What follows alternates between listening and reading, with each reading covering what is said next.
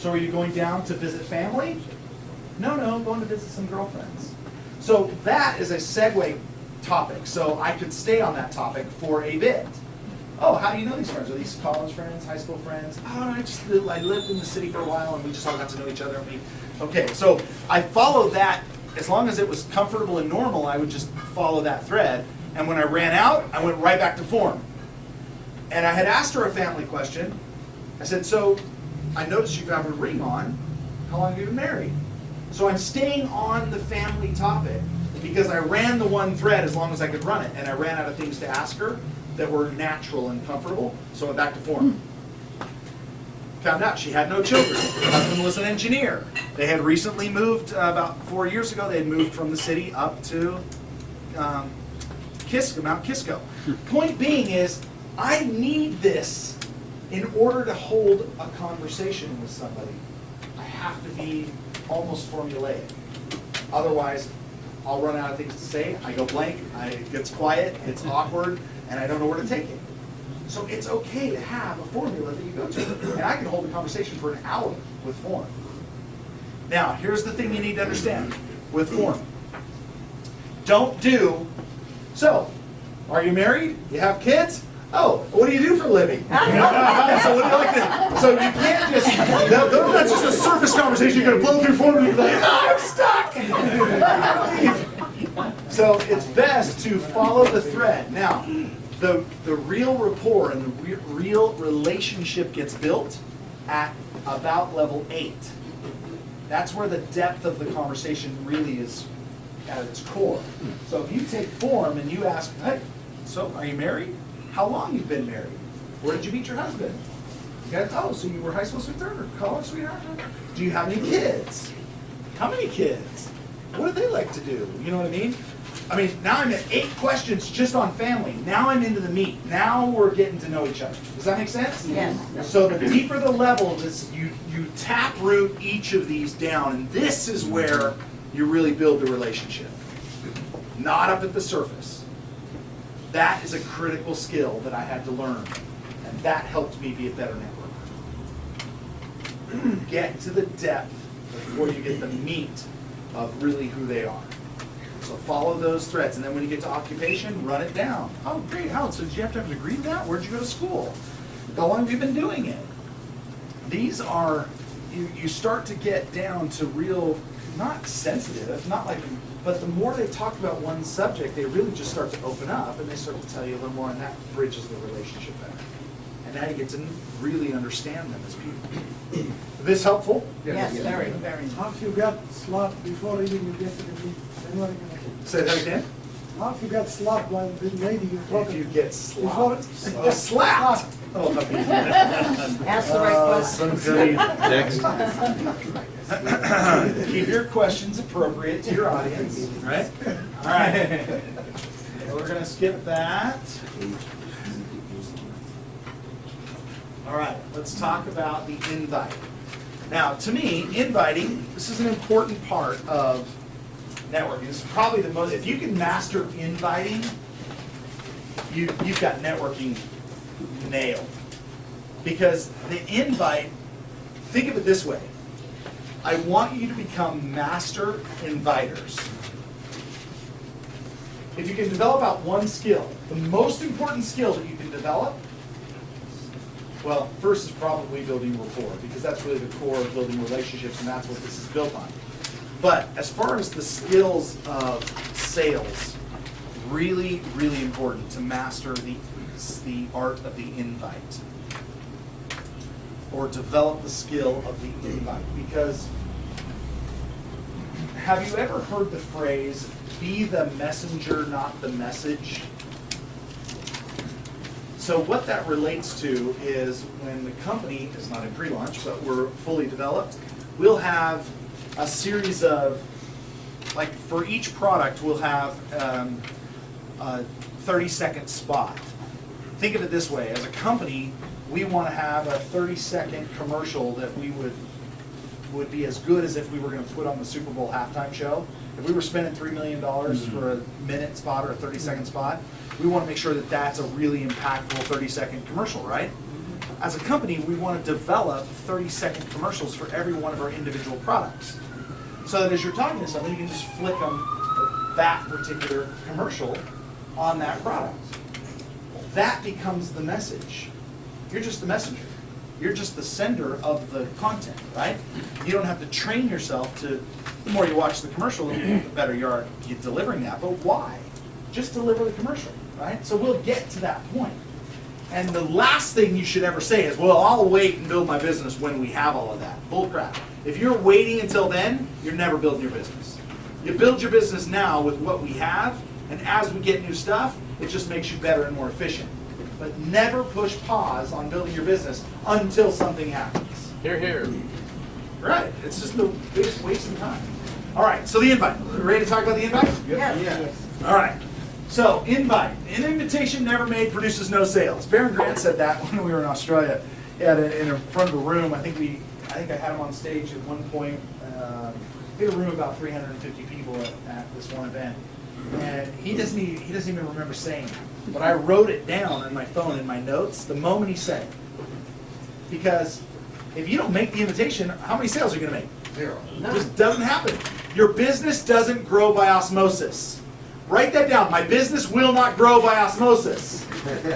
What does it take? What did we say in the very beginning? Consistent action on appropriate behaviors will build your business. Master inviting is one of those behaviors.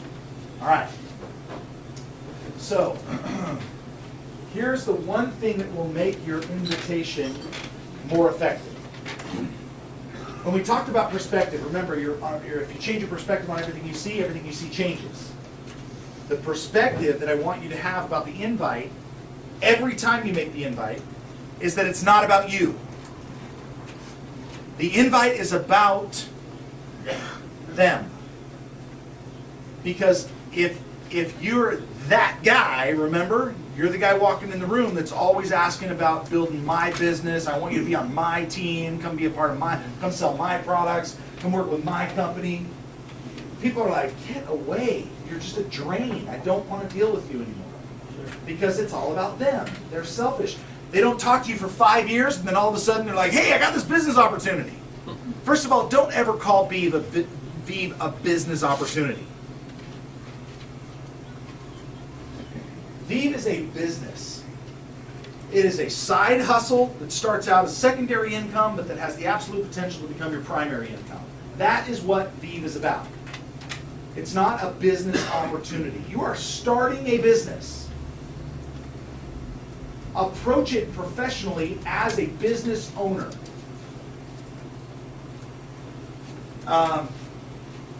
And make it about them. This is if I cannot stress enough how important it is that when you make the invite, you're doing it in a way that I'm here to help you accomplish what you need out of life. Whatever goal you're after. And then it's like, man, you're awesome. Let's do this, because I could really use some help in solving this, or achieving this, or gaining this, or making this, or earning this, or recapturing this, or fill in the blank, right? Okay. So Eric Worre has 8 steps to the invite. I don't need to reinvent the wheel. He does a great job. He has a book, GoPro. It's almost like the Bible of relationship marketing. If you haven't read GoPro, you're missing out, because it really does methodically dissect all the different components. And kudos to him. He's sold over 1 million copies of that thing. He's done really well with that because it's good content, right? But so here's the 8 steps. And you don't have to write these down. You can go to Google and just type in Eric Worre's 8 steps to the 8 steps to the invite, and you can actually get a 26-page PDF he just gives you for free that breaks it down and takes you through it, right? But they're really good components, and I want to go over it. So number 1, be in a hurry. Why is that relevant? Because you don't want to get tied up in being asked a lot of questions you're not ready to answer. You're dealing with one thing, the input. Excellent.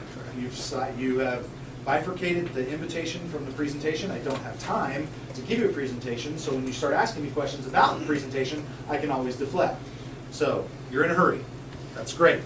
The ability to separate invitation from presentation. That's one reason you'd be in a hurry. Why else would you be in a hurry? Create a sense of urgency. Sense of urgency. If you got all the time in the world, you got nothing going on, you're not busy, why in the world would I want? People want to follow successful people. And successful people are busy. They're in a hurry. I learned this is so funny, and I totally appreciate it now. Mind if I sit? It's kind of rhetorical, because I'm sitting. So my ex-brother-in-law founded a company called Monavie. And so they were the fastest direct sales company to $1 billion in sales. It took them 3.5 years from launch to $1 billion. And so I grew up in a relationship marketing family. And one time he was my ex-brother-in-law at the time, but I called him and said, hey, I want to chat with you. You know, when's a good time to chat? And I texted that to him, and he said, I can book you in Thursday at 11:15 for 15 minutes. And I replied back to him, I'm like, whatever. I said, wound a little tight, are you? And he never responded. So we talked at 11:15, and this is my ex-brother-in-law, right? You'd think I'd have more access to him than 15 minutes on Thursday morning. But now I totally appreciate how tight his schedule was back then as the CEO of that company, as opposed to like mine. We're a startup and I'm busy, let alone if we were running a, at the time, I think they were a $600 or $700 million company, and he was the CEO. So you can understand, I can understand now how tight your schedule has to be booked when you're in that role, because I never had a corporate gig at that time when I was talking to him about that. So being in a hurry just means that you're engaged in life, right? You're not sitting around waiting for life to happen. You're actively making life happen. And that's what good entrepreneurs do. They make things happen. They do not sit around and wait for things to happen. So first, be in a hurry. Second, compliment the prospect. Now, we put that on our building rapport. I think it's really important to say, listen, I value you. I'm calling you. I don't have a lot of time, but I value your opinion. I appreciate you as a business person. I respect you as a friend. I really, I need to mark some time with you. I need to book some time in with you. When are you available? Just that simple approach right there will open a lot of doors. Less is more, I promise. People start getting super wordy. They sell somebody out of the deal before they even get a chance to show them the business. Next, make the invitation. We're going to talk about invitations. What's the next one? If What is it? If I would you.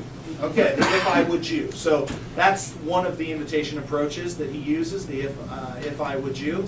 We'll go over some of those. Get a commitment. To me, okay, here is the most basic sales understanding you need to understand. If I could imprint this on your mind, if I could open your brain and just literally write this on your brain, this would be a great thing to understand. When someone is ready to make the decision, do not ever push it off to a later time. When someone's ready to make the decision, when they say, yes, I'm ready to go, everything else in your life stops right then. Push pause, close the deal. When it's signed, sealed, and delivered, push play on your life again. Here's what happens. Oh, great, I'm so glad you're ready to go. I'll come by tomorrow and we'll take care of that. Or I'll be home in about 2 hours. I'll send you the link where you can enroll. 2 hours? Hey, hold on a second. I'm driving. I'm going to pull over. I'm going to send you the link, and I'm going to sit on the phone with you while you walk through the process. You're ready to go. Let's get you started. You know how many deals I had to lose before I realized, what in the crap am I doing wrong? And it was because I wasn't giving the respect to that decision process. I was, great, you're ready to go. I'll get back to you when I'm ready to get you started. What? So, when someone makes the decision to say, yes, I'm ready to go, what do? Stop Pull over. everything. Push pause. Close the deal. Go back and push play. And resume your life. And I don't mean 10 minutes.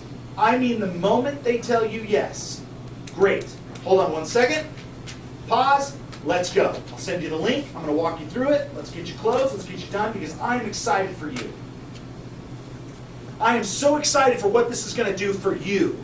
I am so pleased to hear that you've made that decision, that you've made that commitment, that you're ready to go because I am so excited for you.